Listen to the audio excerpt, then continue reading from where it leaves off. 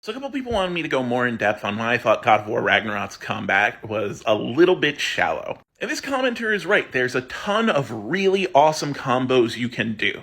You can, but you don't have to. When you switch between the Blades of Chaos, the Axe, and the Spear, you could do some crazy stuff. You can level up Kratos to get new techniques. It's all great, except these techniques don't give you anything. They're all about as effective as just mashing weak attack. Like, I played the game on hard, and especially when you're in a crowd of enemies, when someone might attack you from behind, you want to use attacks that are the least committal so that you could always defend and dodge. And that means you are actively punishing yourself if you do flashy combos. You could turn the difficulty down, but then combat becomes a cakewalk and you're just going to mash weak attack anyway. In other action games, like Devil May Cry, for example, you get actively rewarded for making up cool combos. Some enemies require certain techniques or a certain combination of moves to defeat. The closest Ragnarok came to that was some enemies you had to hit with an arrow before you mashed weak attack against them.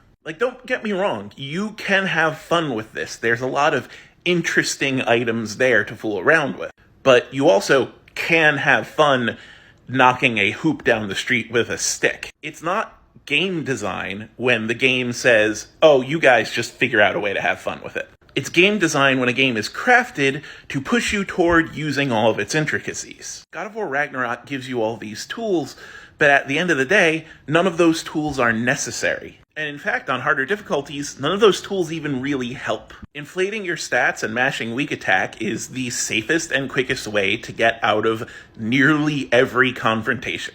Now, Kratos controls well, and the combat is violent and cathartic, so it didn't really need to be super deep for what the game was going for, and it's a good game despite that. But if someone was looking for a game that is super deep combat-wise, that forces them to really push themselves in combat, God of War Ragnarok is not it.